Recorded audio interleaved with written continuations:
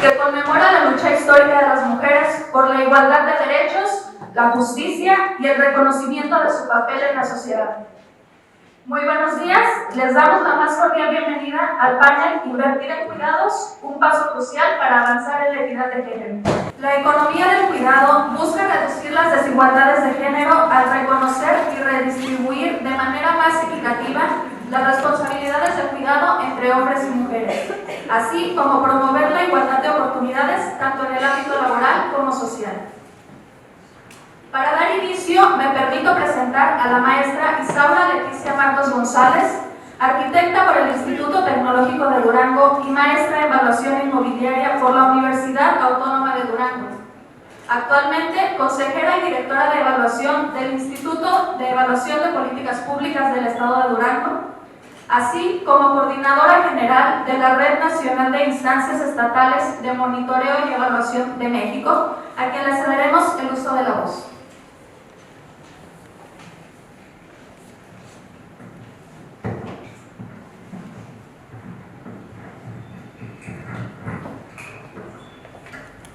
Muy buenos días, tengan todas y todos ustedes. Diputada Marisol Carrillo, muchas gracias, bienvenida, destacada feminista también en nuestro estado. Y bueno, para iniciar, comentar la violencia de género, la discriminación, sobre todo en los cargos públicos, y el reparto desigual del trabajo doméstico y de cuidados no remunerados siguen siendo enormes obstáculos para mejorar el bienestar de las mujeres y de nuestra sociedad. Invertir en mujeres impulsa el cambio y la transición a un mundo más sano, seguro e igualitario para todos. En conmemoración con el Día Internacional de la Mujer, el Instituto de Evaluación de Políticas Públicas del Estado de Durango les da la más cordial bienvenida a este importante evento denominado Invertir en Cuidados, un paso crucial para avanzar en la equidad de género. La temática de este evento es una iniciativa que es promovida desde el ámbito internacional por la Organización de las Naciones Unidas. Quienes nos dedicamos al diseño, implementación y evaluación de políticas públicas, tenemos la obligación de valorar, reconocer y tener en cuenta la contribución vital de las mujeres en los cuidados dentro de nuestra economía. La economía del cuidado es un elemento fundamental para abordar la desigualdad de género. Busca priorizar la sostenibilidad de la vida, garantizar los derechos de las personas que proveen y requieren cuidados. ¿Quiénes son los que requieren cuidados? Pues principalmente los niños, las personas enfermas o con alguna discapacidad y los adultos mayores. También busca contrarrestar la precarización de los empleos relacionados con el sector de los cuidados y visibilizar los efectos multiplicadores de tener una sociedad de cuidado. El valor económico de las labores domésticas y cuidados es equiparable a una cuarta parte del Producto Interno Bruto en nuestro país. En el caso de Durango, la mujer duranguense dedica en promedio 44 horas a la semana a realizar labores domésticas y de cuidados no remunerados, mientras que los hombres casi dedican 18 horas a la semana, es decir, menos de la mitad. La distribución desigual de las cargas de trabajo en estas actividades es un tema de debate histórico y sobre todo cultural, pues a las mujeres se nos han delegado estas responsabilidades de manera injusta. El tema que hoy nos convoca forma parte de la Agenda de Desarrollo Global, específicamente del Objetivo 5.4 del Objetivo de Desarrollo Sostenible denominado Igualdad de Género. Se refiere a reconocer y valorar los cuidados del trabajo doméstico no remunerado, mediante servicios públicos, infraestructura y políticas que den protección social y promuevan la responsabilidad compartida en el hogar y en la familia. A nombre de mis compañeros, colegas, consejeros, el ingeniero Emiliano Hernández Camargo y el maestro Francisco Antonio Vázquez Sandoval, así como de todo mi gran equipo de INEVAB, estamos y agradecemos su participación en este evento que busca impulsar estos espacios de reflexión. A todos les damos la más cordial bienvenida. Y me permito presentar de manera muy especial a nuestras excelentes panelistas destacadas en este ámbito, quienes nos honran con sus conocimientos y puntos de vista. Saludo primeramente a la doctora Verónica Montes de Oca, investigadora de la Universidad Nacional Autónoma de México. A la doctora María Concepción Arroyo Rueda, investigadora de la Facultad de Trabajo Social de la Universidad Juárez del Estado de Durango. A la doctora Carla Alejandra Obregón Avelar, presidenta de la Comisión Estatal de Derechos Humanos. Y a la maestra Mina Arrumedo García, directora del Instituto Municipal de la Mujer. Muchas gracias por su presencia, por su participación. Y para dar inicio, escucharemos primeramente a la doctora Verónica Montes de Oca, de la cual voy a permitirme dar una breve reseña curricular.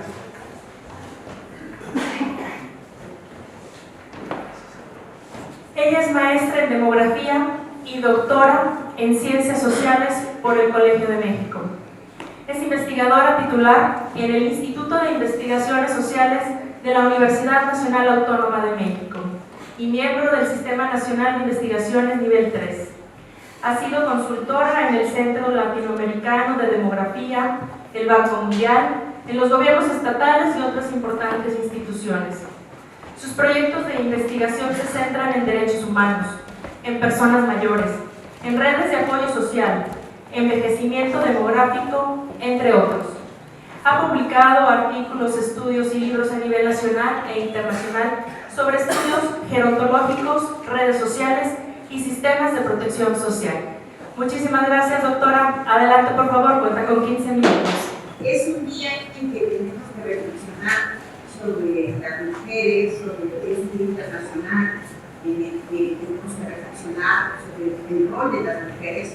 Es interesante, como se ha mencionado, el tema de los cuidados, el tema del trabajo, de cuidados especialmente, y eso me parece muy importante en la evolución del pensamiento sociológico y de reconocer el cuidado.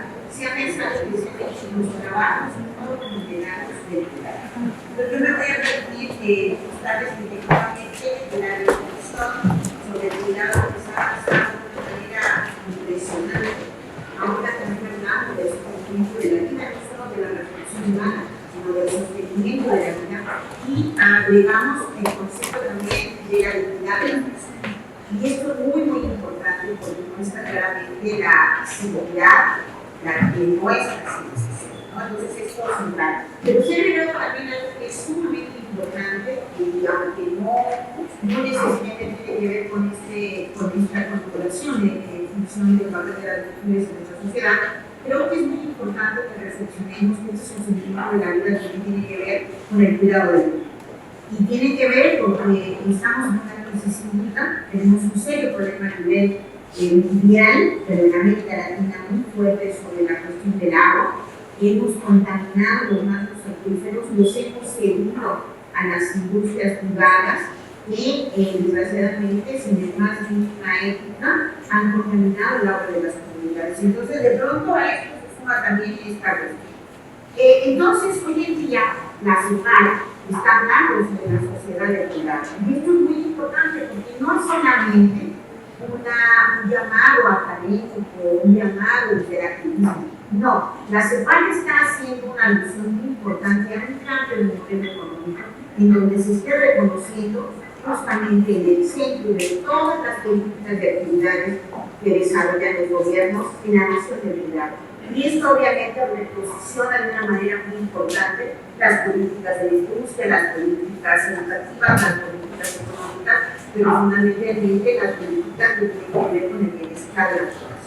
Y yo quisiera avanzar, porque no quisiera detenerme demasiado en estos aspectos, pero yo quisiera mencionarles un poco para nosotros en la UNAM, y para la CEPAL, y para nuestras universidades de América Latina y del Caribe, vemos una coincidencia muy importante a nivel teórico y epistemológico. Y tiene que ver con toda la perspectiva de género y la economía feminista que se enlazan hoy en día con el tema del envejecimiento y la longevidad. Y también con muchos temas relacionados con la multimovilidad que viven las personas en su proceso de envejecimiento. Pero además es algo muy interesante ver cómo el mayor crecimiento de la población con 80 años y más, que fundamentalmente son mujeres, y son lo que diría Mónica Ramos Toro, las olvidadas de las olvidadas. Un día tendremos que hacer un evento exclusivo únicamente para pensar a las mujeres mayores que viven esta longevidad, pero que también experimentan condiciones de pobreza y sobre todo condiciones de mucha dependencia económica y social. Además, se está dando una emergencia muy importante de la juventud social, que en todos los países de América Latina ya se está dando, y es esta visión de las desigualdades asociadas que viven las personas, no solamente porque son mujeres, sino porque son mujeres con discapacidad, son mujeres con discapacidad y afrodescendencia, que son mujeres con discapacidad, afrodescendencia, y además viviendo en unas zonas territoriales marginadas. Afortunadamente, con el paso de la tecnología y el avance de los conocimientos estadísticos y demográficos, cada vez hay más actividades de tiempo. Y aunque hombres y mujeres y todas las personas vivimos 24 horas al día, las mujeres dormimos menos, trabajamos más y que realizamos además muchísimo trabajo de cuidados, se ha remunerado y no remunerado. Y esto se ha documentado efectivamente con datos específicos, como esto funciona, pues ahora que tiene que ver sobre las cuentas satélites, los datos de las cuentas satélites, que muestran que si pudiéramos pagar el trabajo de cuidados que realizan las mujeres, tendríamos aproximadamente un 25% de mundo adicional. Esto quiere decir que como no se paga el trabajo de los cuidados, desgraciadamente por un modelo patriarcal que hemos extraído de las mujeres su tiempo, su trabajo, su esfuerzo, su preocupación para cuidar lo que tendría que ser una responsabilidad del Estado. Y ese es el llamado justamente del feminismo, y ese es el llamado justamente del reconocimiento del trabajo de las mujeres.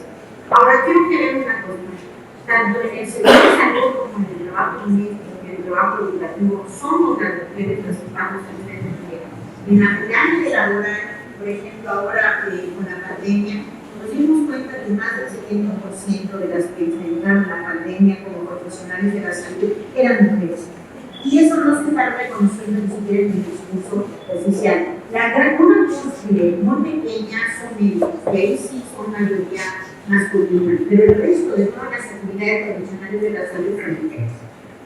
Pero ¿qué pasa en México? En México, afortunadamente, tenemos muchísima información estadística, muchas encuestas que se han realizado, justamente dando seguimiento a la relación del cuidado, al trabajo, no remunerado, pero también al uso del tiempo. Y tenemos aspectos muy interesantes que, por desgracia, no puedo detener en este momento, sino les voy a mostrar unas imágenes y unas ideas que me parece sumamente pertinente. Y es como en la política y en la discusión sobre cuidado, el énfasis, y es muy importante el trabajo de todas las compañeras feministas, han enfatizado mucho el uso del tiempo, sobre todo en aspectos relacionados con la población joven. Y esto, sin duda, es muy, muy importante. Pero nosotros también, desde el lado del envejecimiento, también estamos mostrando que esta longevidad también maravillosa a la que hemos llegado a alcanzar, en donde las familias pueden tener 3 o 4 generaciones, hoy en día también es un desafío muy importante en las políticas públicas. Entonces también estamos hablando no solamente de cuidado, de educación, sino estamos cuidando también la interacción del cuidado en el uso de la vida, porque cualquier persona, cualquiera de los que estamos aquí presentes, en algún momento de nuestra existencia podríamos, y ojalá no suceda por supuesto, podríamos necesitar cuidado. Cuando llegamos a tener un bebé, necesitamos cuidado. Cuando llegamos a tener un accidente, necesitamos cuidado. Y esto es muy importante, pero fíjense que para el logro del envejecimiento y para el logro del trabajo de los cuidados, nosotros por lo menos identificamos 3 cuidados que hay que tener muy importantes, que hay que tener en mente y que me parecen importantes. Uno tiene que ver con los cuidados pasivos, otro tiene que ver con los cuidados a largo plazo y por supuesto que casi nunca se menciona, que es el cuidado paliativo. Y vamos a ver algunos de ellos también que me parecen muy, muy importantes de tomar en cuenta, porque obviamente hay personas que desgraciadamente por alguna situación que no tenemos todavía suficiente información, han nacido con una discapacidad y desde su nacimiento requieren cuidados a largo plazo. O personas que han sufrido un accidente y de pronto en algún momento de su vida adolescente o adulta necesitan cuidados de largo plazo. Esto es sumamente importante. Tal vez los sistemas integrales de cuidado hoy en día tendrían que comenzar con este tipo de cuidados a largo plazo, que por supuesto dependen muchísimo de los sistemas tradicionales, familiares, de las mismas políticas gubernamentales, y por supuesto hay que tomar muy en cuenta tanto las personas cuidadoras como el tipo de cuidado a largo plazo que necesita una persona. No es lo mismo cuidar a una persona que tiene un tipo de demencia que cuidar a una persona con una discapacidad motriz, ¿no? Incluso los contingentes y los compañeros que han luchado por los derechos de la discapacidad también han hablado que no necesitan cuidados, sino necesitan apoyo. Y obviamente eso que habla de diferentes maneras en las que estamos pensando el cuidado, y que ya lo sugiere la Organización Mundial de la Salud. Entonces, hay muchos referentes ahí, hay una cuestión que me parece muy relevante, nada más la voy a tocar de manera muy ligera, son los modelos centrados en las personas. Esto me parece que ha sido de lo más importante que existía antes de la pandemia, pero desgraciadamente ahora con la pandemia, bueno, esta experiencia tan traumática que vivimos todos, ahora se mezcla con mayor fuerza el modelo centrado en las personas. ¿Qué significa eso? Significa que no es una forma única y homogénea de cuidado, que las políticas tienen que adaptarse a las personas y sobre todo tiene que haber una capacitación cada vez más seria y profunda para atender a la persona en función de su propia biografía y de sus propias características. Entonces esto es muy importante porque lo que está detrás del cuidado también son los derechos humanos. Y nuestra Constitución ya lo mandata, pero además el 16 de diciembre de 2022 en México el gobierno mexicano ratificó la Convención Interamericana sobre la protección de los derechos humanos de las personas mayores. Y ahí está con toda claridad el tema de los cuidados. Este es un texto que se publicó en diciembre pasado y en el que se expone con toda la precisión cómo pensamos el sistema, los políticas y los sistemas integrales de cuidados a largo plazo para las personas mayores, y donde hacemos un análisis de América Latina y recuperamos también la experiencia de Corea, que en otra ocasión con mucho gusto les podría yo presentar. Solamente ya para terminar, hay varios aspectos que son importantes. Esto es reciente y está en su momento de mayor evolución por esta discusión. En el Consenso de Montevideo es uno de los instrumentos, de los documentos más importantes para población y desarrollo. Se menciona, por ejemplo, el tema de los cuidados paliativos y los cuidados en el sistema de protección social, donde el cuidado es el cuarto. Esto es muy importante, muy importante. Sin embargo, este documento no aborda los cuidados a largo plazo, y eso obviamente pues, es una cuestión que hay que tomar en consideración. La Convención Interamericana sobre la Protección de los Derechos Humanos de las Personas Mayores también la ve el cuidado a largo plazo, pero lo ve en función de establecimiento, ¿sí? Y nosotros lo que hemos visto es que el principal lugar donde se realizan cuidados a largo plazo son los hogares. Y esto va de alguna manera en consonancia con las posturas de envejecer en el lugar, el envejecer, ¿no? Que muchas veces, cuando uno le pregunta a las personas mayores quieren vivir su vejez en su propia casa, no en establecimiento, por ejemplo, en residencias. No es algo que esté de alguna manera muy adaptado a la cultura mexicana. Y esto es muy interesante porque también nos abre la discusión sobre este tipo de instituciones que desgraciadamente en nuestro país no están reguladas ni están supervisadas. Y eso puede ser un elemento de mucha fragilidad o de, digamos, de vulnerabilidades para las personas. Hoy pensamos el Sistema Nacional de Cuidados en México de varias maneras, sobre todo a nivel nacional, a nivel estatal y a nivel municipal. No podemos dejarlo todo de pronto a nivel federal, porque a nivel local las situaciones muy concretas de las personas mayores y las necesidades de las poblaciones en materia de cuidados es muy diferente. Yo hace unos años estuve en una de las organizaciones de la sociedad civil más importantes para mí, y lo digo con toda honestidad, soy una donadora habitual de esta organización porque a mí me transformó la vida. Piña Palmera en Oaxaca es una organización que se dedica al cuidado de las personas con discapacidad y que llegan desde que son niños y donde también hay personas adultas mayores. ¿Y por qué en Oaxaca? Yo siempre me pregunto por qué tanta discapacidad infantil en Oaxaca.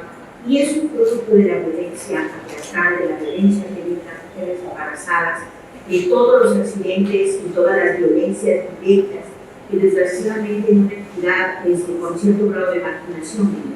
Entonces, claro que los sistemas tienen que adaptarse y tiene también que entrar la comunidad, entrar por supuesto los gobiernos a trabajar en distintos niveles y dándole un seguimiento pormenorizado a nivel de investigación, pero también a nivel del mapeo de políticas y de programas de acciones públicas. Y nada más, ya para concluir, quisiera mencionarles algo que nosotros nos enorgullece mucho en la Ciudad de México.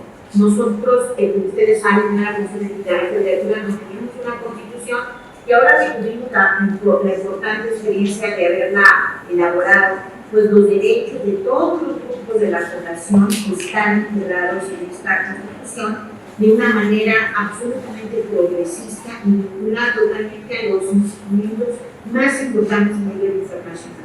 Pero además, la Constitución de la Ciudad de México advierte la pertinencia de tener un sistema integral de cuidados. Y esto me parece que es uno de los avances más importantes.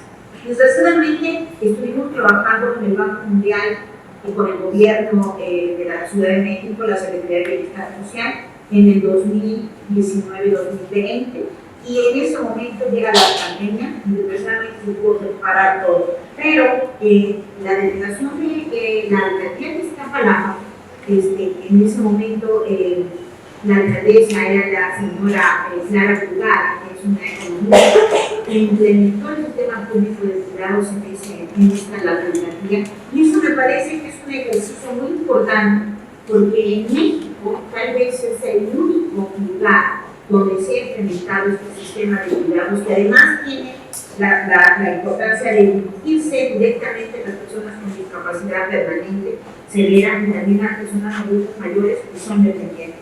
Y esto me parece muy, muy importante. Hay un documento aquí que pongo por si ustedes gustan averiguar un poquito más sobre ello. Y aquí es muy interesante porque la noción de cuidado no se refiere únicamente al cuidado de la persona, sino tiene una perspectiva intergeneracional con una noción de género muy importante que obviamente ayuda a las mujeres a quitarles el rol que tienen sobre el tema de los cuidados y hacerlo una responsabilidad del Estado. Entonces, me parece que este tipo de acciones son sumamente importantes y tenemos que ir desinstalando el tema de los cuidados en los hogares, de hacerlo obviamente una problemática pública que tiene que atender, y que evidentemente, como en el caso de Corea, fue grandemente importante en la política del siglo pasado y de este siglo también. Bueno, la inversión que hizo Corea, el gobierno coreano, a la política pública y a la política social fue tan importante con perspectiva de género que hoy en día Corea es una de las potencias más importantes, de las economías más importantes de Asia. Entonces, como bien señala este evento, invertir en el cuidado es invertir en las mujeres, es invertir en su educación, es invertir en el desarrollo social de las personas. Y con esto concluyo. Muchísimas gracias. Muchísimas gracias, doctora Verónica Montes de Oca. Sin duda alguna, lo que usted nos comparte da muestra precisamente del trabajo que se ha realizado a través del instituto que usted tiene bien dirigir dentro de la Universidad Nacional Autónoma de México. La verdad coincidimos, seguimos viviendo en un mundo desigual, de muchas desigualdades sociales en este modelo patriarcal, pero sobre todo nos llama la atención los avances que se han tenido dentro de la Constitución de la Ciudad de México, en donde ya se contempla este sistema integral de cuidados. Muchísimas gracias, doctora, por su participación. Y para dar continuidad a nuestro programa, vamos a dar el uso de la voz a la doctora María Concepción Arroyo Rueda, por lo cual me voy a permitir dar una breve reseña curricular. Ella es licenciada en Trabajo Social, maestra en Terapia Familiar y doctora en Filosofía del Trabajo Social y Políticas Comparadas en Bienestar Social. Sus líneas de investigación son cuidados, envejecimiento, familia, género y políticas sociales. Actualmente es miembro del Sistema Nacional de Investigadores Nivel 1 y ha publicado artículos en revistas nacionales e internacionales. También es profesora investigadora de posgrado de la Facultad de Trabajo de la Universidad Juárez del Estado de Durango. Adelante, doctora, muchas gracias. Gracias. Bueno, ya son nivel 12. Bueno, muy buenos días, mucho gusto en estar compartiendo esta temática en el mes de marzo, y aunque no sea solo un mes en la lucha contra la igualdad de las mujeres, bueno, en esta fecha sabemos que se llevan a cabo las actividades más relevantes. Voy a dar inicio con el tema que hemos trabajado. Yo tengo trabajando el tema de cuidados aproximadamente desde el 2006, fue motivo de mi tesis doctoral, y bueno, después me incorporé en el 2010 a la Facultad de Trabajo Social después de la estancia de doctorado, y desde entonces hemos trabajado en los temas de envejecimiento, familia, género y cuidados. En ese sentido, bueno, también colaboro con la doctora Montes de Oca en el seminario que ella coordina en la UNAM, que es el Seminario Universitario Interinstitucional de Envejecimiento y Vejez. El tema justamente pone, como decimos coloquialmente, dedo en la llaga en las desigualdades sociales y en los nudos problemáticos del cuidado. En la que sigue, por favor. Bueno, en la primera, ¿esta es la primera? Sí, ¿verdad? Bueno, yo voy a resaltar un poco el concepto de cuidado. Es un concepto aún inacabado, no es fácil de definir, pero a lo largo de todos estos años he escogido este concepto que me gusta por profundo, porque tiene una profundidad no solamente social, sino también subjetiva, en donde esta feminista, Joan Tronto, dice que el cuidado incluye todo lo que podamos hacer para mantener, perpetuar y reparar nuestro mundo de forma tal que podamos vivir en él lo mejor posible. Este mundo incluye nuestros cuerpos, nuestros yoes y nuestro entorno, elementos que intentamos entretejer formando una compleja red que permita sustentar la vida. Y ese es el argumento que a mí me parece mucho más convincente, porque los cuidados sostienen la vida. Nadie en este planeta sin cuidados puede sobrevivir. ¿Están de acuerdo conmigo? Nadie. Entonces, el cuidado, dice esta autora, debería de ser el centro de la economía, y la vida ponerla en el centro de la economía y los cuidados como centro de las políticas.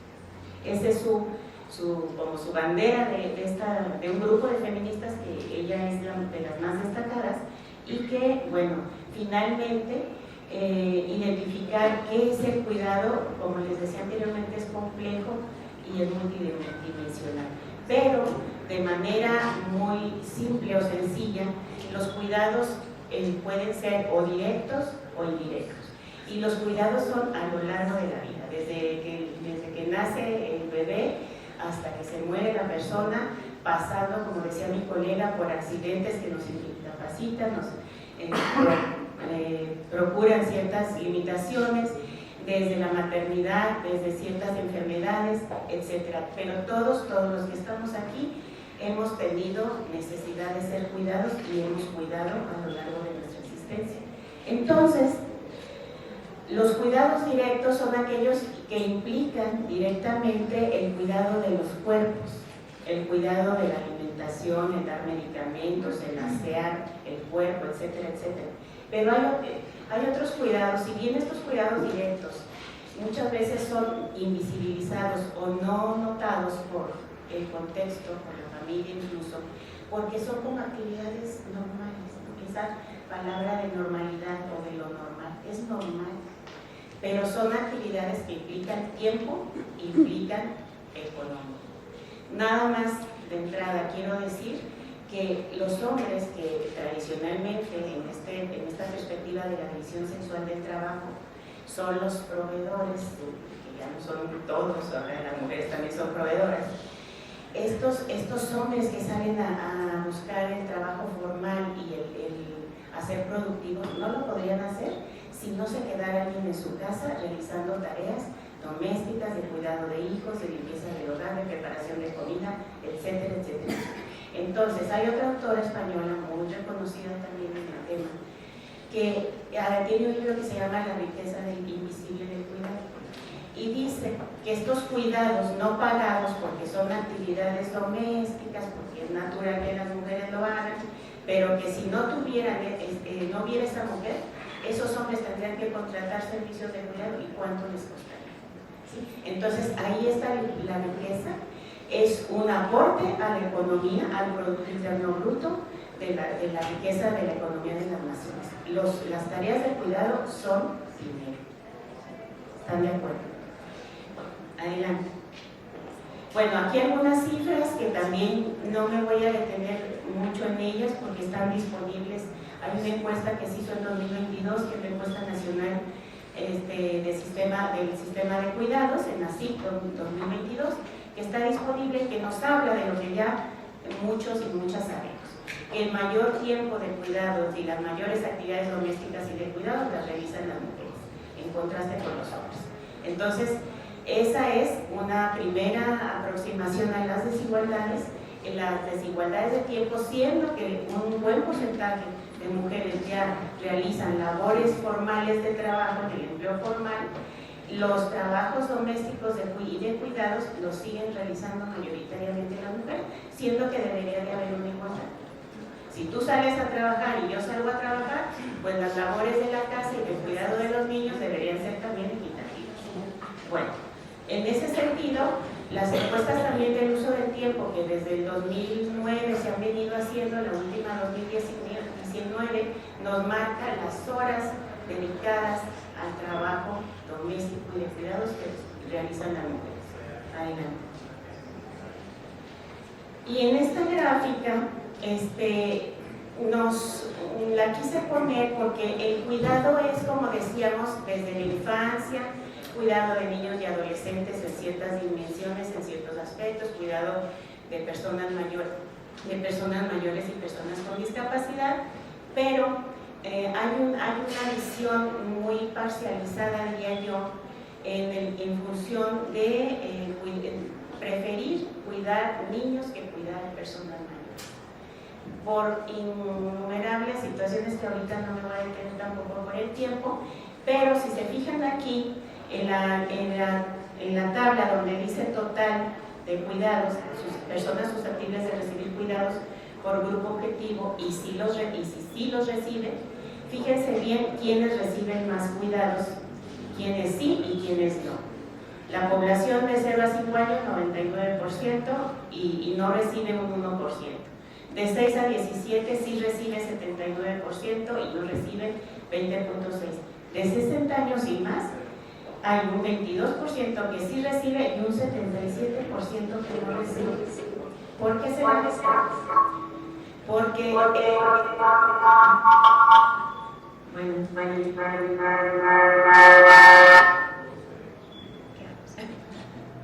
bueno, sí. En ese sentido, la visión de cuidar a las personas mayores tiene todavía mayores dificultades y mayores atrasos en cuestiones de servicios, de política pública y también de preferencia de las familias.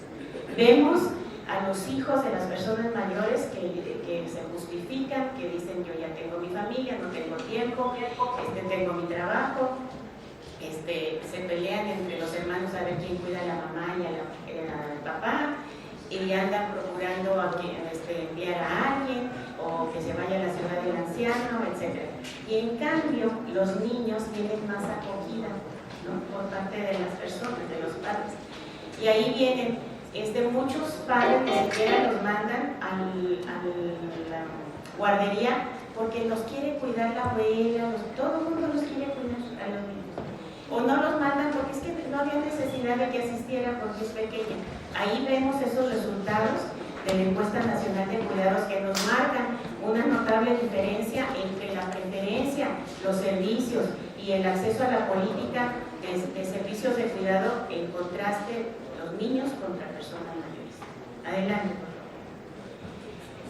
Bueno, esto tiene que ver con lo mismo. La encuesta marca los efectos o las afectaciones que produce el cuidado de las personas, llámese niños, llámese personas con discapacidad o llámese personas mayores. ¿Cuáles son las afectaciones? Pues un buen porcentaje dicen que se sienten cansadas, otro porcentaje sienten irritabilidad y afectaciones en la salud física. Y eso son cifras. Hay testimonios cualitativos, entrevistas narrativas que tenemos a lo largo de todos estos años de investigación, en donde los relatos de las mujeres a veces son verdaderamente impactantes, porque generalmente, sobre todo en el caso de personas mayores, una sola mujer se queda a cargo del cuidado. Los demás salen corriendo, o las demás, incluso también otras mujeres. Adelante. Y bueno, algo que tiene que ver con lo que también comentó mi colega, es que esta visión de que uno dice, bueno, ¿por qué esto no cambia? ¿Por qué las mujeres no toman, así como con la violencia, ¿por qué no escapan de esa situación las mujeres? Porque hay toda una ideología cultural, religiosa, en donde a la mujer se le asigna un rol, tiene que ver con su construcción de identidad, en donde se le atribuyen cualidades, virtudes morales, altruista, cuidadosa, etcétera, un montón de virtudes que nos encaja la cultura y que eso nos hace idóneas para el cuidado.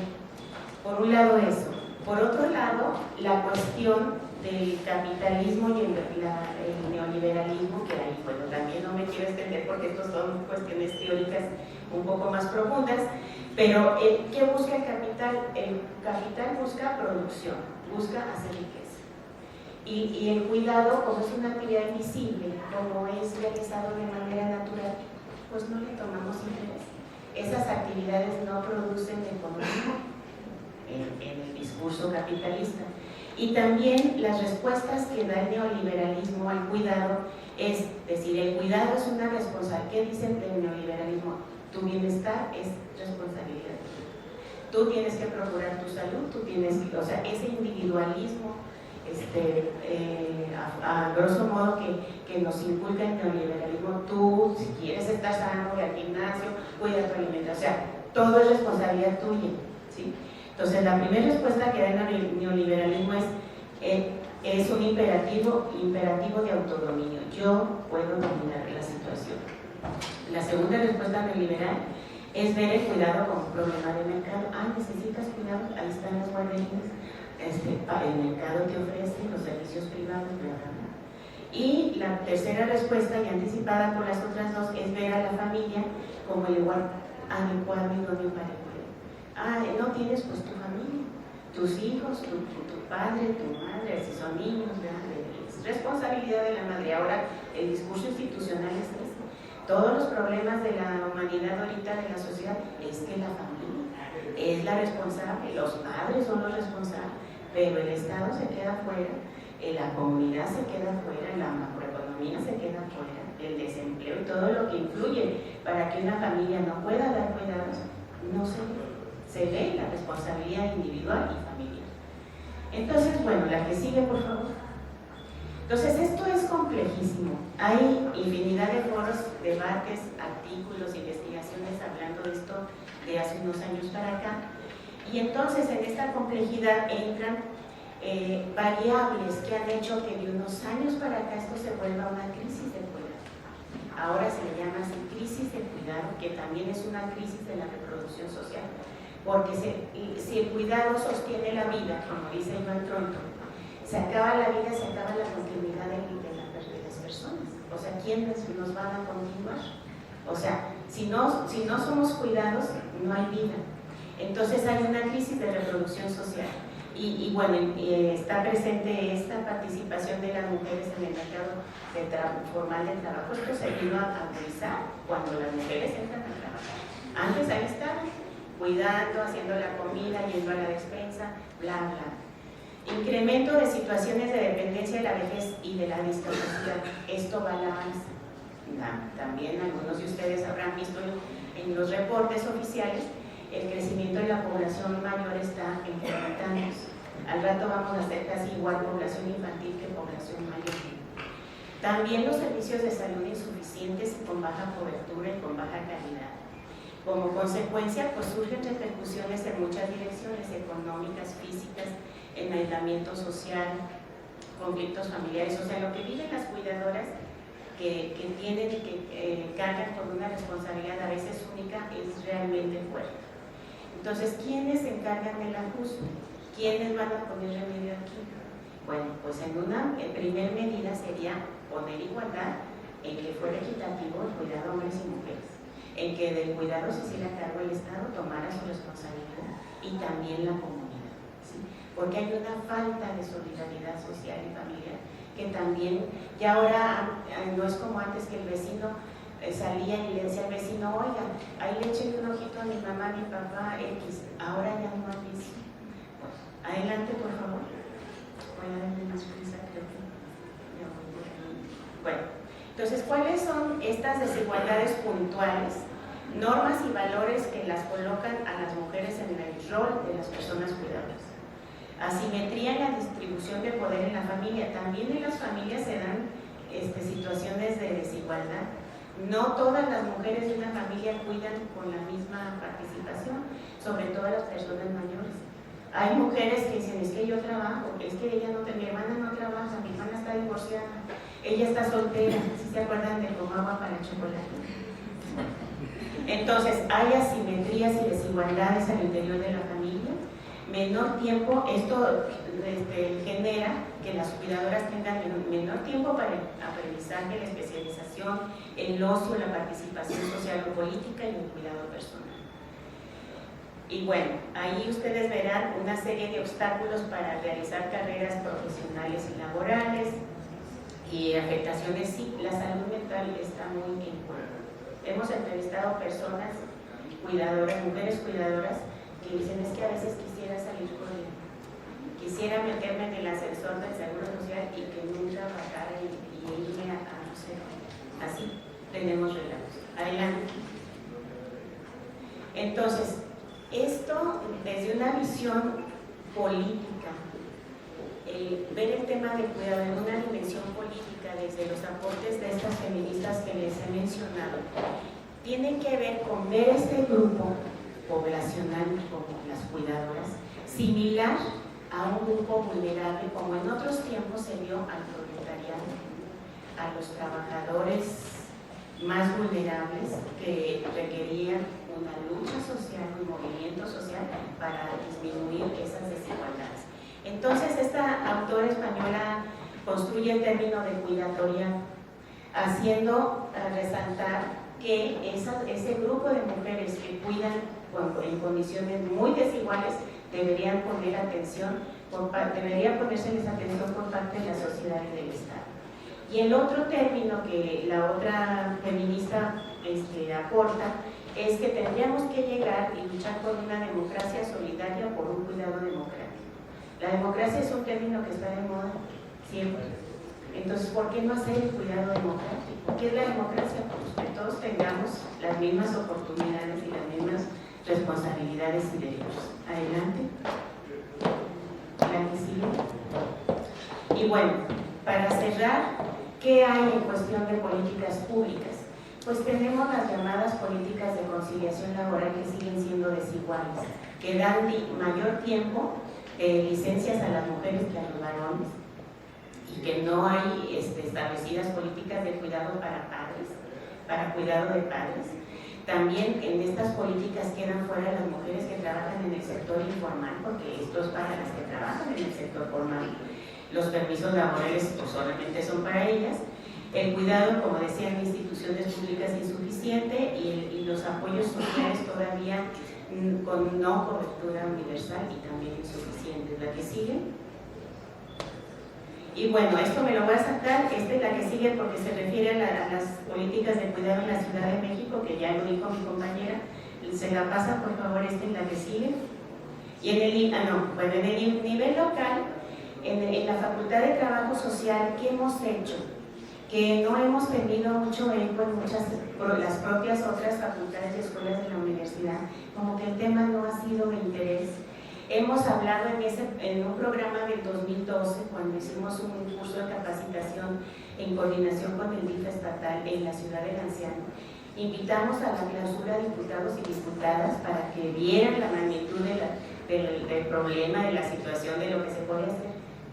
fueron y vinieron diputados y el tema sigue sin que se atienda. La señora Laurelena Estrada, en la administración pasada del Instituto Estatal de las Mujeres, le puso especial atención al tema. Hicimos estos 3 proyectos en conjunto con el Instituto Nacional de las Mujeres, coordinado aquí a nivel estatal, en donde sacamos estos cuadernillos. Hemos estado enfocadas a esta actividad y cuando hay presupuesto y cuando hay recurso, porque todo proyecto necesita presupuesto, ustedes lo saben. Sin dinero es difícil hacer nada. Y bueno, aquí están estos productos que pudimos sacar a partir de esos 3 proyectos en función de la igualdad de género y el tema de cuidados. Con esto concluyo. Si me gusta poner la que sigue nada más. Bueno, si quieren para las preguntas, esto es cómo iniciar, pero obviamente la corresponsabilidad es del Estado, la comunidad, la familia y el mercado. Tienen que interactuar desde una perspectiva, desde la interacción, desde la conjunción de sistemas y de niveles de atención. Se tiene que hacer un plan, un proyecto que vaya encaminado a disminuir las desigualdades en el tema de los cuidados, desde la perspectiva interseccional. Adelante. Bueno, estas son algunas narrativas que había rescatado de entrevistas, donde las mujeres nos plasman sus experiencias, donde muchas veces hay personas mayores cuidando a otras personas mayores. Ya es un nivel de cuidado donde las propias mujeres están enfermas, tienen limitaciones y están cuidando a un esposo que está en cama, etcétera, etcétera. Adelante. Adelante. Muchas gracias.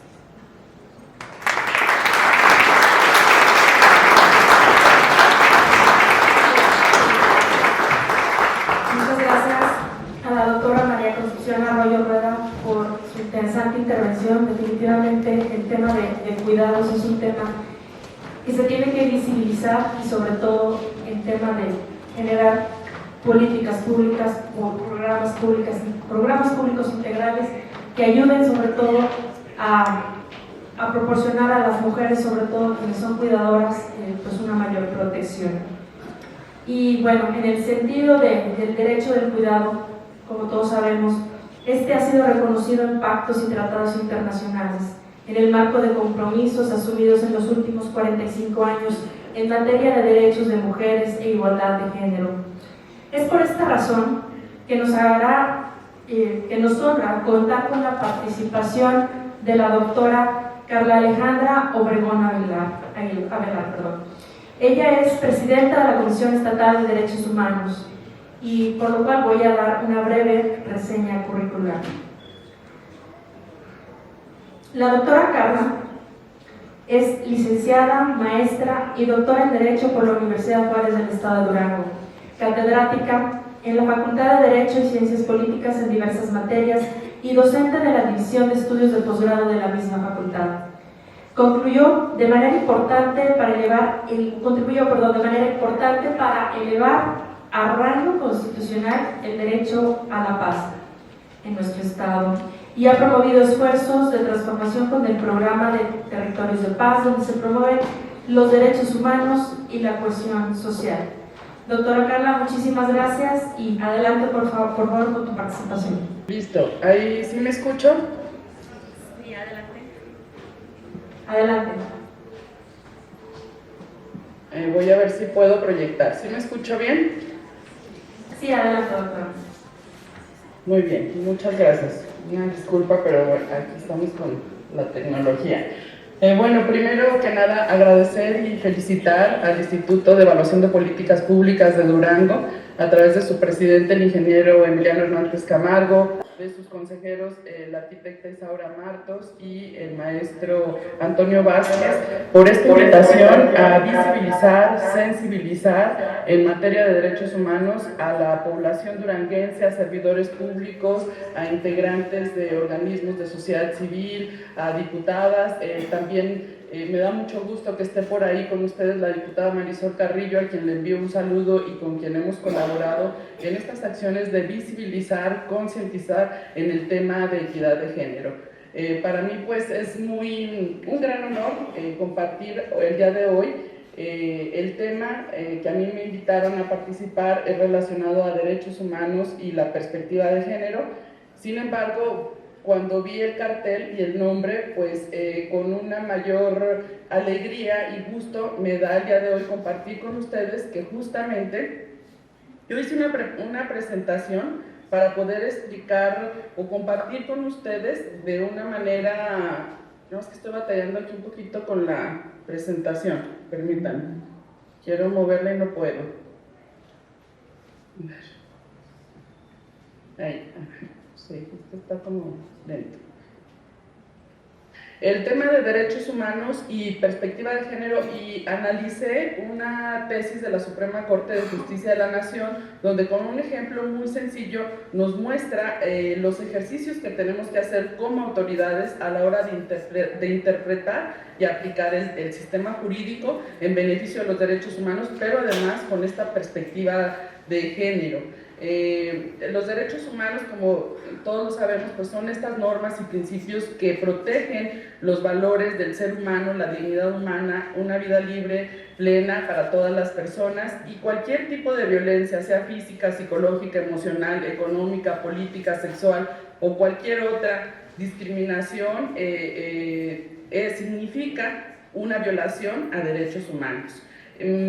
Yo quiero compartirles que hemos avanzado en cuanto a la perspectiva de género. Todavía tenemos grandes retos, como ahorita lo voy a compartir, pero un concepto que a mí me gusta mucho y que se ha trabajado desde el ámbito jurídico, que luego sin duda, yo sí quiero dejar muy claro esto: el derecho es una gran herramienta no solo para ir avanzando en esta igualdad sustantiva, sino además también para formarnos como seres humanos, como personas. Y ahorita voy a poner este ejemplo. La Ley General de Acceso a las Mujeres a una Vida Libre de Violencia trae un concepto de perspectiva de género donde nos dice que es una visión científica, una analítica política sobre mujeres y hombres, y que el propósito es pues construir una sociedad donde las mujeres y los hombres tengan el mismo valor, igualdad de derechos y oportunidades para acceder a los recursos económicos, a la representación política y social en los diferentes ámbitos, y además pues para que participen en la toma de las decisiones. No avanza la presentación.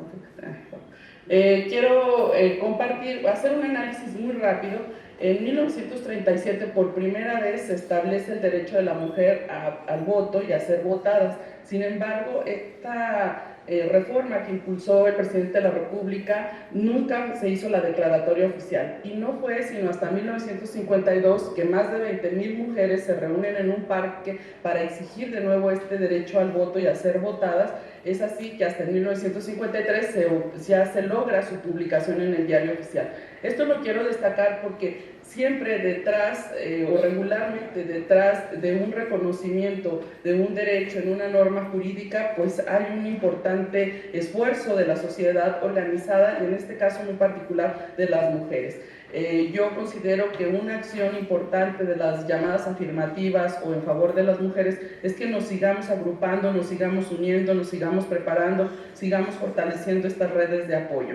Entonces, nosotros podemos ver como no hace mucho tiempo es que la mujer por primera vez puede votar, pero además que se requirió de este esfuerzo de unión y solidaridad entre mujeres para exigir que ya estuviera establecido en la Constitución. Yo quiero también destacar otro punto importante. Hasta 1974 es que el artículo 4 constitucional establece el varón y la mujer son iguales ante la ley.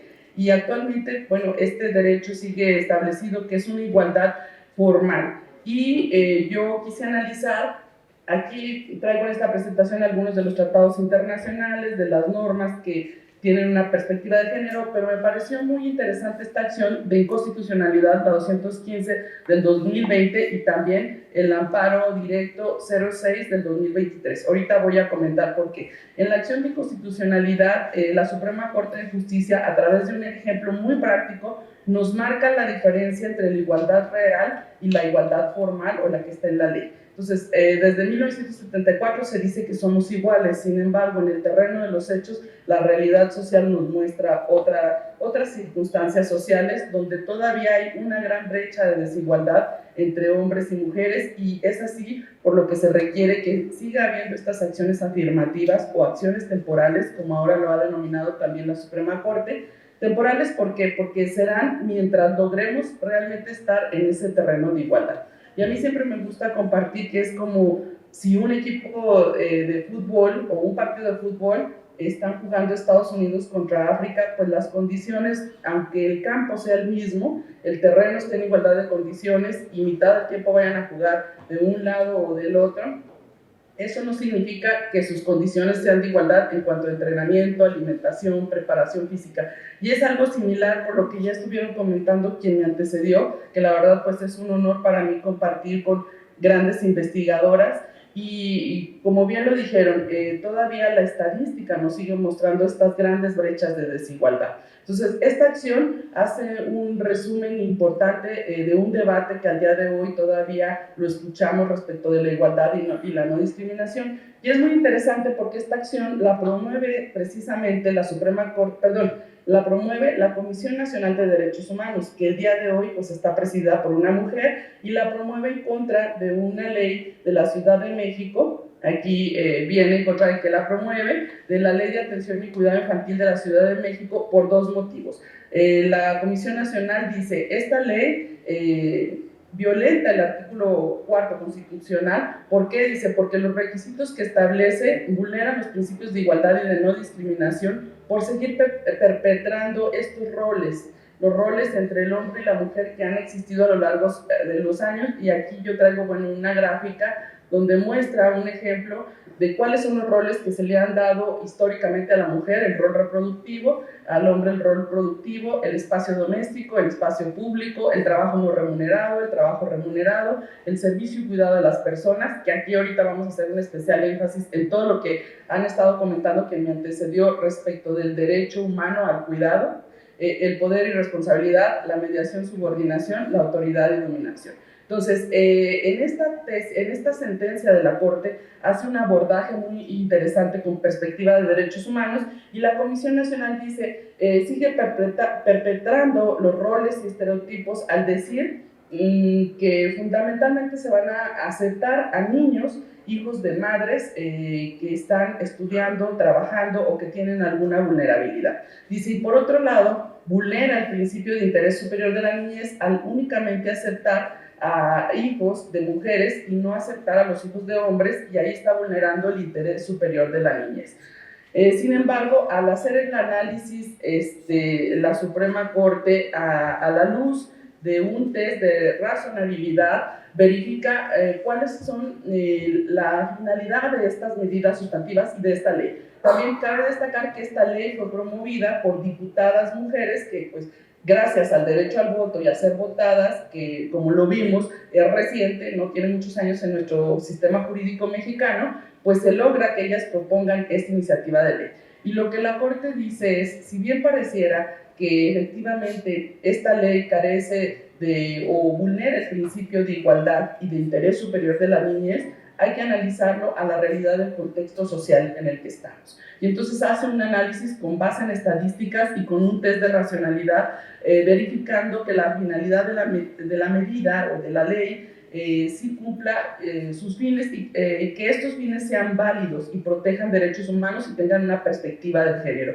Y para ello analiza y dice, el mayor porcentaje de deserción escolar actualmente de personas entre los 15 y 23 años de edad son mujeres, es decir, las mujeres siguen desertando mayormente a la escuela, y fundamentalmente es por el tema del embarazo adolescente.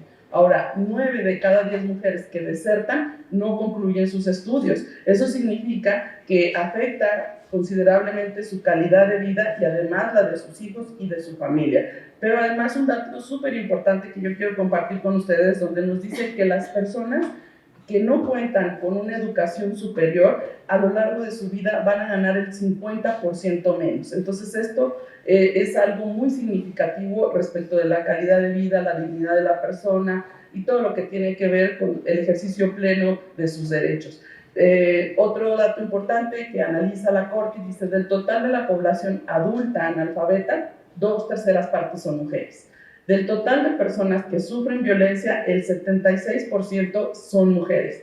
De la total de llamadas por violencia, el 66% es de mujeres. Solamente 44 de cada 100 mujeres participan en actividades económicas, en comparación con los hombres, que son 80 de cada 100 hombres. De las mujeres mayores entre los 15 y los 23 años, el 41.6% accede a participar económicamente frente a un 75% de los hombres. El trabajo doméstico es un 70% de mujeres contra un 30% de los hombres. Entonces, con este análisis de la realidad social, esa es la realidad sustantiva, y el gran reto del derecho es que esa igualdad que nos dice el artículo 4 y que fue en 1974, pues sea una realidad. Debemos de analizar esto, y aquí vemos muy claramente cómo sigue existiendo esa necesidad de hacer estas acciones afirmativas a favor de las mujeres y para poder disminuir estas brechas de desigualdad que todavía siguen existiendo. Entonces, estas medidas o las acciones afirmativas con perspectiva de género, como ya les comenté, son compensatorias, temporales, y el Estado las debe establecer y realizar para revertir la igualdad y erradicar la violencia o lograr una igualdad real. Y fundamentalmente, pues vemos 3 aspectos fundamentales, que es la educación, el trabajo y la violencia. Aquí yo sí quiero destacar que este análisis que hace la Corte, pues es un ejemplo muy práctico, promovido por mujeres precisamente, tanto la acción de inconstitucionalidad como la ley que se señala como inconstitucional por vulnerar presuntamente el principio de igualdad, y vemos cómo no, porque en realidad todavía hay una gran brecha de desigualdad, y esto nos muestra cómo todas las autoridades debemos de quitarnos y cambiarnos esas gafas con las que vemos al mundo de una manera formal, y en la que decimos, pues esa igualdad ya se da entre hombres y mujeres, está en la ley, sí, pero la realidad social sigue siendo otra. Y si a esto le añadimos una mujer con alguna otra vulnerabilidad, lo que viene a representar la interseccionalidad de vulnerabilidad de derechos humanos, es decir, una mujer que pueda tener un problema de discapacidad o una situación vulnerable, o bien que sea una adulta mayor o que tenga origen indígena, entonces todo esto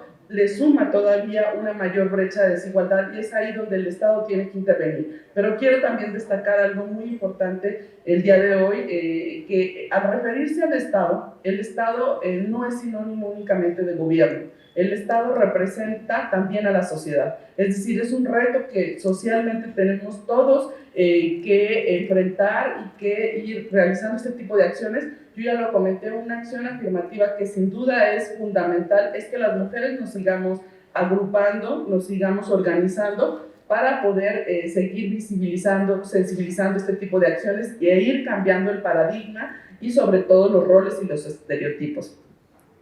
Les voy a compartir precisamente en el marco que estamos comentando del derecho humano al cuidado, muy gratamente que recientemente en un amparo directo en revisión, el 06-2023, ustedes podrán ver ahí el número en pantalla, justamente ya la Suprema Corte de Justicia de la Nación, a la luz de todos los tratados internacionales, de las convenciones que ya comentaron quien me antecedió, y sobre todo pues a la luz de esta perspectiva de género, de ver el mundo y a México por otras gafas diferentes y con esta sensibilidad de las brechas que siguen existiendo, pues a través de esta sentencia, de este amparo que es muy reciente, de 2023, del 18 de octubre de 2023, pues ha determinado la Suprema Corte de Justicia de la Nación que el derecho humano al cuidado debe ser reconocido.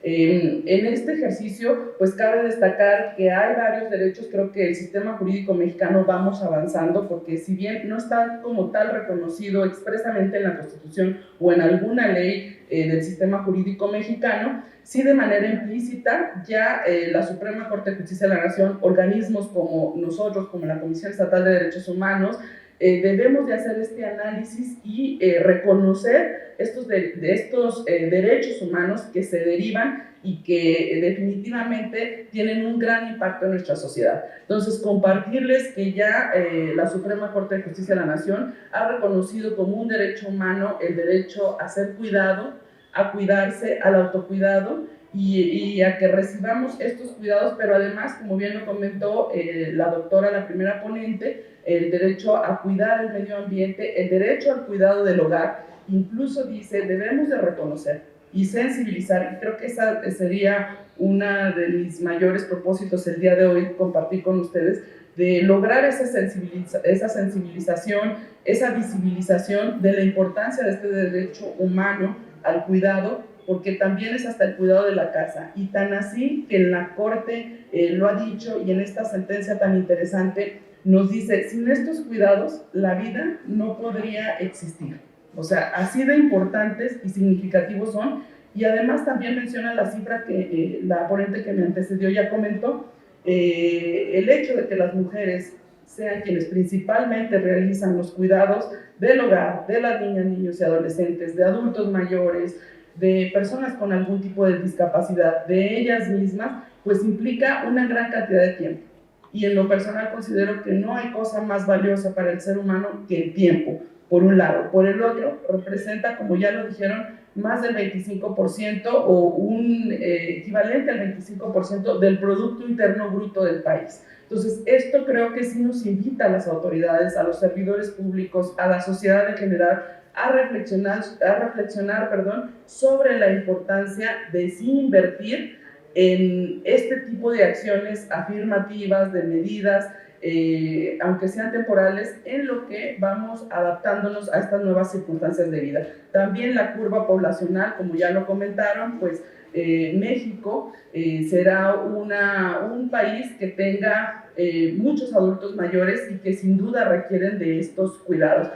Considero que en Durango también, yo creo que muchas personas entre mi generación y otra generación anterior, pues el día de hoy tenemos una gran responsabilidad de brindar este gran cuidado a nuestros padres, a nuestros abuelos, y eso pues representa un reto porque nos hemos estado enfrentando a estas enfermedades que ya comentaron, crónico-degenerativas, el Alzheimer, demencia senil, que implican un cuidado especializado y que han sido infravalorados a lo largo de la historia y que el día de hoy pues debemos reconocer que requieren de un cuidado especializado y que la verdad los costos pues no son nada accesibles. Entonces nos representa un gran reto, sobre todo a las mujeres en el ámbito laboral, el dedicarse al cuidado de los hijos, del esposo, de la casa y también pues de las personas adultas mayores. Esto no quiere decir que no haya hombres que no realicen esta tarea, sí lo hay, pero lo que sí es una realidad es que el porcentaje sigue siendo más de un 70%, nos dedicamos a este derecho al cuidado, a otorgarlo, brindarlo a las mujeres que los hombres. Y esa es una realidad que está pues ahí muy clara en las estadísticas y que nos muestra que todavía hay una gran brecha de desigualdad entre las oportunidades de hombres y mujeres. Entonces, bueno, compartirles que en México, a partir de esta amparo en revisión y esta sentencia, pues ya he reconocido el derecho humano al cuidado y que desde luego pues está anclado en lo que ya comentaron quien me antecedió, la Convención para eliminar todo tipo de violencia contra la mujer, la convención que tiene que ver con niños, con los niños y las niñas, y la convención de adultos mayores. De estas convenciones y tratados internacionales, pero sobre todo de la realidad social, de las estadísticas y de la importancia de reconocer este derecho humano al cuidado y lo que implica todo el tema de los cuidados, pues es que requerimos de acciones legislativas, acciones convencionales, que son las que comenté, jurisprudenciales como este amparo, de política pública, de organización, de unión, de solidaridad, de redes de apoyo, acciones para identificar, eliminar estereotipos, roles, prejuicios, de diagnóstico, monitoreo, seguimiento y evaluación, que en Durango pues tenemos este gran organismo constitucional autónomo que es el Instituto de Evaluación de Políticas Públicas, que sin duda creo que es importante en este esfuerzo. Sí valdría la pena que lleguemos a algunos acuerdos en este conversatorio. Qué bueno que está la diputada Marisol Carrillo, compartirle que, como ya lo compartió nuestra ponente que antecede, ya en la Ciudad de México y particularmente en una delegación ya existe un sistema de cuidados, pero sí la Suprema Corte ya nos está marcando también la obligación de que se cree un sistema de cuidados nacional, en el cual, bueno, pues se brinden facilidades, se capacite incluso a personas, no solo a las mujeres, sino a las familias, en todo el tema y los retos que tenemos que enfrentar con nuestros adultos mayores, con personas con discapacidad. Nada menos a mí, en el marco de este 8 de marzo, se acercaba a mí una mamá, representante de una organización de sociedad civil que se dedica, o su rubro es las personas con discapacidad, y dice, bueno, yo tengo a mi hijo, mi esposo y yo lo hemos cuidado durante toda la vida, él tiene un problema de una discapacidad mental, y pues nuestra preocupación es qué va a pasar con él cuando nosotros no estemos. Entonces significa un gran reto para el Estado, y desde luego el derecho, como ya lo dije, es una gran herramienta para irlo formando, y debe de ir acompañado de políticas públicas y sin duda pues de una evaluación y seguimiento de estas políticas públicas para que realmente logremos romper estos estereotipos, toda la sociedad mexicana, duranguense, estemos preparados para el cuidado de nuestros adultos mayores y de las personas con discapacidad, porque sí requieren de cuidados especializados. Acciones educativas, insisto en esta parte de que ojalá podamos generar en conjunto algunas organizaciones o algunas instituciones públicas con organizaciones de sociedad civil y con especialistas, algún curso, algún taller de cuidados especializados para adultos mayores y personas con discapacidad. Creo que eso sería de gran utilidad porque, como lo he estado comentando, pues muchos de nosotros lo vivimos en el día a día. También seguir fortaleciendo todos estos talleres de la crianza positiva, pero que sean igual para hombres y mujeres, para seguir con este derecho humano al cuidado, formando a nuestras futuras generaciones en valores, en la paz y con estos nuevos retos que enfrentamos el día de hoy en la sociedad. Acciones de visibilización como la que estamos precisamente el día de hoy compartiendo. Por eso de nuevo mi felicitación a los consejeros del INEVAP, a todas las personas que están ahí presentes escuchándonos. Ojalá que se lleven este mensaje a sus casas, porque estoy segura, no puedo ver el público y eso a veces me hace un poquito más complicado compartir, porque sí me gusta que las personas sobre todo participen en este tipo de acciones de visibilización, de sensibilización, y yo estoy segura que en el público que nos escucha, al más del 50% nos dedicamos a cuidados que han representado un reto el día de hoy con personas, con nuestros familiares con alguna enfermedad crónico-degenerativa, con nuestros adultos mayores, con nuestros niños y con nuestras niñas. Entonces sí implica un gran reto, pero además de este derecho humano al cuidado y de todo lo que podamos invertir, porque es una inversión, pues es lo que se verá reflejado en nuestras futuras generaciones.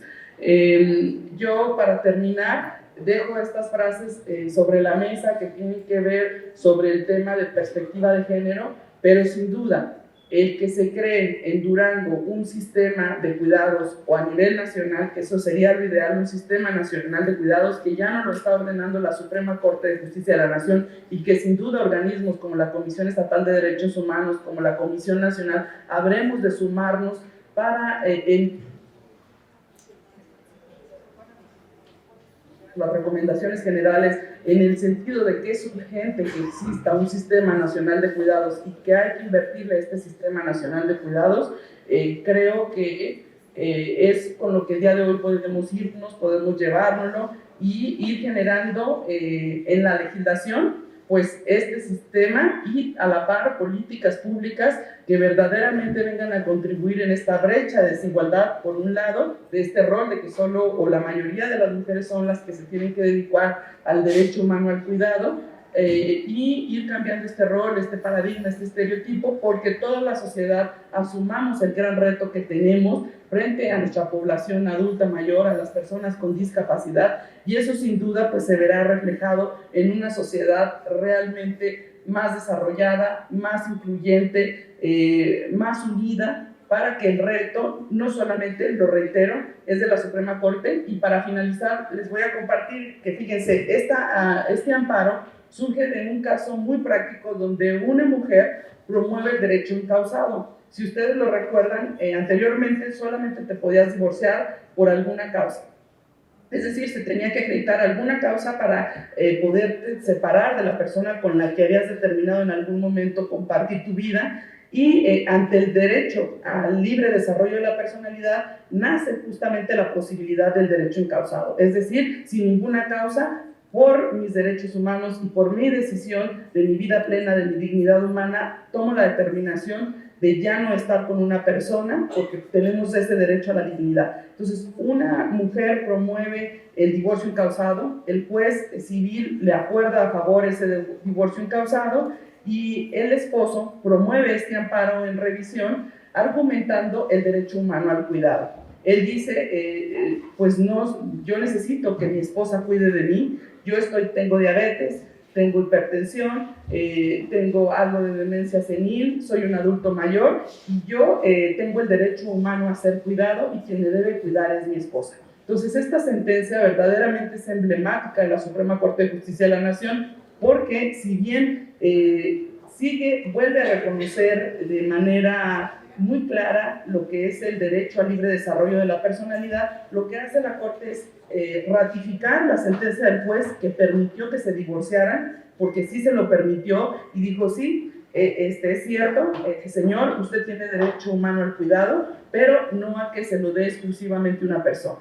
El reto del derecho humano al cuidado es una obligación del Estado y el Estado somos todos. Entonces, lo que hizo la Suprema Corte de Justicia de la Nación en este reciente caso muy práctico fue determinar que la mujer se le tenía que respetar su derecho al libre desarrollo de la personalidad, se pudiera divorciar para ejercer plenamente sus derechos y su libre desarrollo de la personalidad, y al señor lo convocó, lo citó para escucharlo y para que él dijera cuáles son los cuidados que requiere y por qué argumenta que únicamente se los puede prestar una persona que por estereotipos, por roles de género y por cómo nos han formado de que te casas para cumplir y cuidar al hombre. Incluso la propia sentencia menciona una epístola muy famosa de Melchor Ocampo donde todavía está llena de roles y estereotipos respecto del hombre y la mujer. Entonces la Corte lo que hace es llamar a la persona, al señor,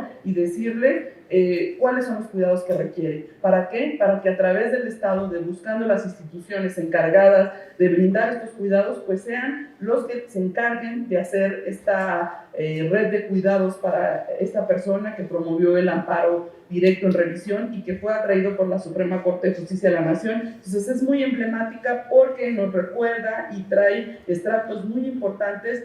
Uno, del derecho al libre desarrollo de la personalidad, de la importancia de cómo se ha ido reconociendo este derecho, aunque no esté en la Constitución expreso o en la ley, sí es un derecho implícito del ser humano y es reconocido en nuestro sistema jurídico mexicano y le permite a la mujer pues divorciarse.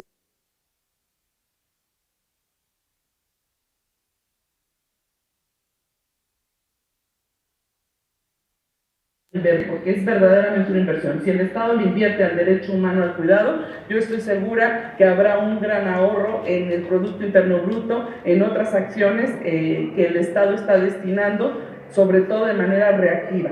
Creo que el reto es que como Estado, como sociedad, como gobierno, seamos más preventivos y previsores y establezcamos estos sistemas de cuidados, reconozcamos la importancia del derecho humano al cuidado, no solamente de cuidar a alguien, sino del autocuidado, del cuidado del medio ambiente, del cuidado del hogar, del cuidado de los hijos, del cuidado de las personas adultas mayores. Es un gran reto, pero tenemos grandes avances con esta tesis de la Suprema Corte de Justicia de la Nación y pues el reto ahí está para todos, llevarnos esta sensibilización de valorar realmente lo que es el derecho humano al cuidado, el tiempo que le invertimos incluso a nosotros mismos y con quien vivimos, y que se quite el estereotipo de que la mayoría lo debe de hacer la mujer, porque es una tarea de todos, es un reto de todos.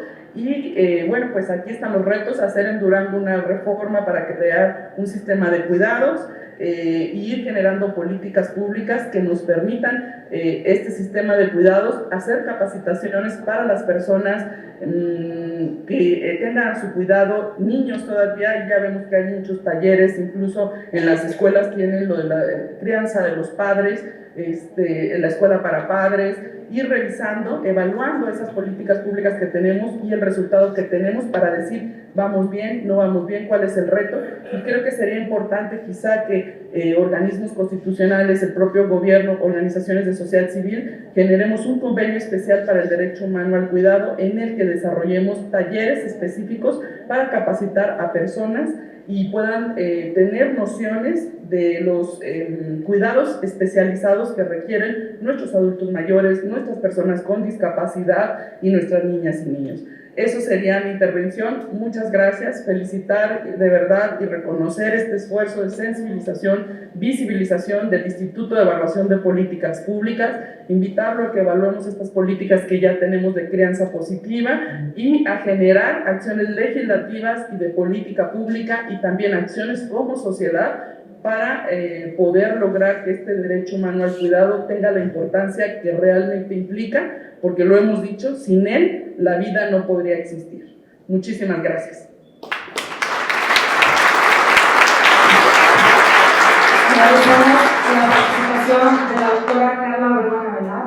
La verdad ha sido muy interesante escuchar esta plática sobre todo desde su óptica, desde la Defensoría de los Derechos Humanos y sobre todo este derecho humano al cuidado del niño nos convoca. Y para concluir estas presentaciones vamos a darle la voz a la maestra Mila Romero García. Ella es directora del Instituto Municipal de la Mujer, para lo cual voy a permitirme dar una breve reseña curricular. Ella es licenciada en Terapia de la Comunicación Humana por la Facultad de Psicología de la Mujer, cuenta con maestría en Educación, egresada de la Universidad Pedagógica de Durango.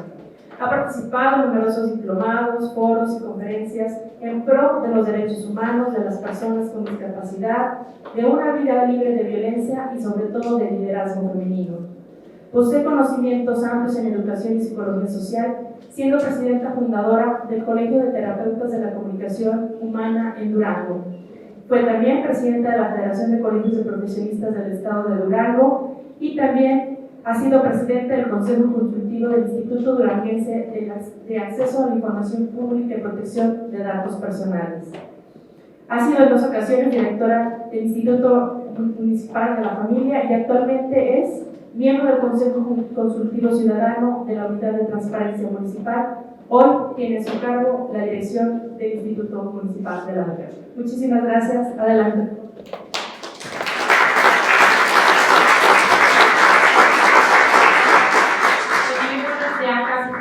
La verdad es que ya no les voy a quitar mucho tiempo. Realmente, pues mis antecesoras han compartido ya con toda la experiencia que tienen, todos los antecedentes, todas las estadísticas, y a mí, bueno, pues lo que me corresponde decirle desde el Instituto Municipal de la Mujer, que celebramos estos encuentros, ingeniero. Gracias, licenciado Arturo, por supuesto. Isaura, gracias por la invitación. Celebramos que se hagan este tipo de encuentros de reflexión, de sensibilización, y comentarles que para nosotros todos los días son mucho de más. Realmente vemos pues que se acuden al instituto y muchas mujeres nos dicen, la realidad es que no tengo dónde dejar a mis hijos. Yo quisiera más bien hablarles desde la experiencia que hemos tenido y sobre todo que ustedes sean portavoz de ella, que puedan decirle a las mujeres que hay un lugar donde se puedan acercar, que realmente es el gran reto que tenemos como instituciones. Veo aquí mucha gente comprometida, la licenciada Coquis, Favela, por supuesto mi director, con mucho cariño, gente del sistema local anticorrupción, que pueden ser portavoz de todo este tipo de acciones que realizamos en el instituto con un gran equipo realmente muy profesional. Y bueno, pues esos son los retos que nos enfrentamos día a día. Comentarles que tenemos ya precisamente ahorita en el tema de cuidados una ludoteca que recientemente fue creada para las mujeres, porque nos decían, ¿sabe qué? No tengo dónde dejar a mis hijos, no puedo atender mi salud mental. Sabemos que la salud mental pues es una necesidad básica, así como atendemos ya ahora la salud fisiológica, la salud mental, sobre todo de nosotras las mujeres, es importante entenderlas. Somos mamás cansadas, hay que decirlo, somos mamás multitareas que muchas veces nosotras nos hemos también, no nada más el hombre, nos hemos puesto nosotras esa doble carga o ese doble rol del que ahorita hablamos. Y es importante que nosotras como profesionales de la salud, yo les he pedido aquí a compañeras del instituto y no me dejarán mentir, que atendamos primero nuestra salud mental. ¿En manos de quién también está nuestra salud mental? Entonces, compartirles que en el instituto toda la gente que está atendiendo ahí está siendo atendida de manera profesional. Y bueno, pues que sí tenemos un gran reto, que sí hay hombres aliados. Es necesario trabajar, como ahorita le decía la doctora Carla Obregón, no solamente con las mujeres. necesitamos trabajar pues las nuevas masculinidades o masculinidades positivas, pero desde edades tempranas. Nos enfrentamos con que las jovencitas no saben detectar cómo inicia la violencia, con acciones tan sencillas, por ejemplo, cuando empiezan a tener una pareja y no me dicen, es que está bromeando, o es que me hizo un chiste, no sé, hiriente. Este tipo de situaciones que podemos nosotros detectar y que realmente pueden prevenir la violencia. Estamos viendo lo que son los feminicidios. Tristemente no podemos taparnos los ojos y decir que no está sucediendo. Claro que está sucediendo. Al municipio nos toca la parte de prevención, pero también hay que decirlo, no podemos solos. No va a haber presupuesto ni recurso humano que alcance si la sociedad civil no participa con nosotros. Comentarles que estamos haciendo alianza con cámaras empresariales, colegios de profesionistas principalmente para hacer esta sinergia y por medio de los programas diferentes que tenemos, abrirles bolsa de trabajo a estas mujeres, que no solamente se vayan con el aspecto emocional que les podamos brindar, sino que también podamos acceder a un crédito, a un microcrédito, por decirlo así, la mujer que ya puso su tiendita de dulces, bueno, pues que ella pueda seguir surtiendo la mercancía para sostener a su familia, pero también que tengan esta oportunidad con becas que hemos estado negociando ahí, ahora sí que con las instituciones educativas para que la mujer que no ha podido cursar la primaria o que también hay mujeres que quieren continuar con su posgrado puedan hacerlo. Entonces, tenemos diferentes programas, diferentes actividades y acciones que van, por supuesto, encaminadas a empoderar a la mujer. Se habla mucho del empoderamiento de la mujer, pero no es otra cosa, que creo que a veces está como más en discurso, pero no es otra cosa que darle las herramientas necesarias a las mujeres para que puedan salir adelante. Muchas de estas mujeres les decimos pongan la denuncia y se sabe que nada más le quería dar una asustadita porque después, ¿quién va a alimentar a mis hijos? O sea, ¿qué vamos a vivir? Entonces esa es la realidad que se vive día a día en el instituto y bueno, pues nada más agradecerles la invitación, decirles que sí hay espacios de oportunidad, que ya contamos con esta ludoteca, con talleres de crianza positiva, de roles, de masculinidades positivas, de crianza respetuosa y bueno, pues que siempre tengan esa confianza para acercarse y que de una u otra forma podemos ir equilibrando estos roles de género, siempre todo encaminado a trabajarlo con la perspectiva de género. No me extiendo más y les agradezco muchísimo la invitación. Para concluir, bueno, creo que hay muchos retos todavía hacia adelante, pero siempre va a ser importante tener estos puntos de encuentro, de reunión, de reflexión, sobre todo con este tema. Recordar que en algunas 2, 3 décadas, algunos menos, algunos un poquito más, pero todos necesitaríamos del cuidado, todos vamos a seguramente llegar, si Dios nos permite, a la adultez, a la vejez, y todos vamos a requerir posiblemente de cuidados. Entonces hay que invertir desde ahorita en políticas públicas. Como lo decía, discutir, reflexionar y elevar el conocimiento sobre los elementos que conforman la economía del cuidado y la trascendencia que éste tiene para el bienestar de las mujeres y de la sociedad en general es un paso necesario para el diseño de intervenciones que integren estrategias para configurar normas sociales discriminatorias que delegan desproporcionalmente las responsabilidades del trabajo de cuidado no remunerado en las mujeres. El trabajo de cuidado no remunerado suele ser invisible y poco valorado, tanto en las políticas públicas como en la sociedad en general. Esto se traduce en una falta de servicios de cuidados asequibles y de calidad, lo que dificulta aún más la participación económica de las mujeres y afecta negativamente el bienestar de sus familias. En décadas recientes se han logrado avances importantes. Las mujeres han incrementado su participación en el mercado laboral y mejorado sus condiciones salariales. Sin embargo, al igual que hace tiempo atrás, las mujeres que dedican gran parte de su vida diaria a proveer trabajo de cuidado y también trabajo no remunerado, enfrentan barreras para acceder a las mismas oportunidades que los hombres. Esta condición vulnera los derechos humanos y repercute directamente en el desarrollo personal y profesional. En algunas entidades federativas, como ya lo comentaba la investigadora Verónica, ya han emprendido las primeras acciones para diseñar y ejecutar política pública de cuidados en sus respectivos territorios. En dichos casos, uno de los primeros pasos consistió primeramente en reconocer el derecho humano a recibir y brindar cuidados en la legislación local. Hacia adelante se requieren esfuerzos coordinados en los que participe la sociedad, el gobierno y la iniciativa privada para consolidar una política pública integral que garantice los derechos de quienes necesitan de proveer cuidados y que además se promueva la distribución equitativa del trabajo de cuidado no remunerado.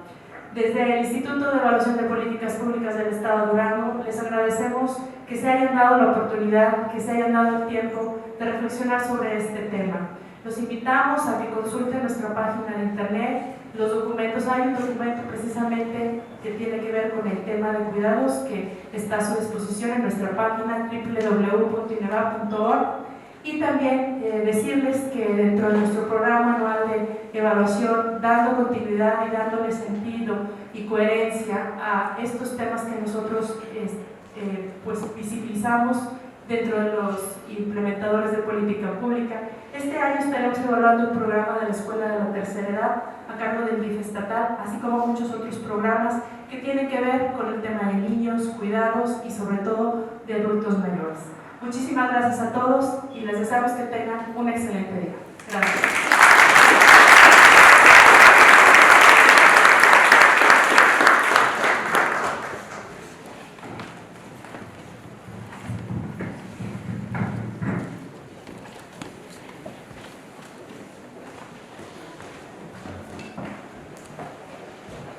Agradecemos la presencia del rector del Instituto Tecnológico del Valle de Guadiana, Óscar Alejandro Sánchez Bomberta.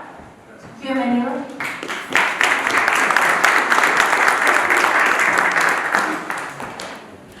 De igual manera, saludamos a la licenciada Laurencia Soto Valverde, Keops Gibran Torres Hernández y José Manuel Martínez Salcido del Consejo de Participación Ciudadana. Bienvenidos y muchas gracias por existir.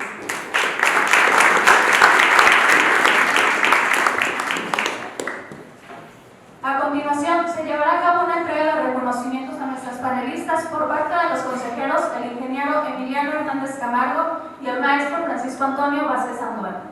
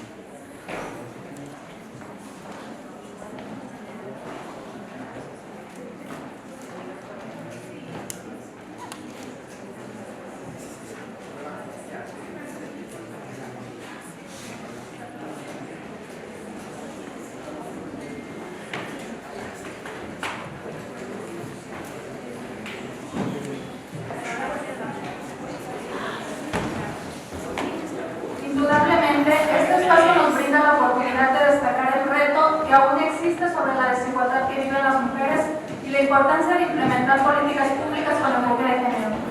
A nombre del Instituto de Evaluación de Políticas Públicas del Estado de Durango, agradecemos su atención a todos los participantes, panelistas y asistentes que contribuyeron en el éxito de este panel. Excelente día.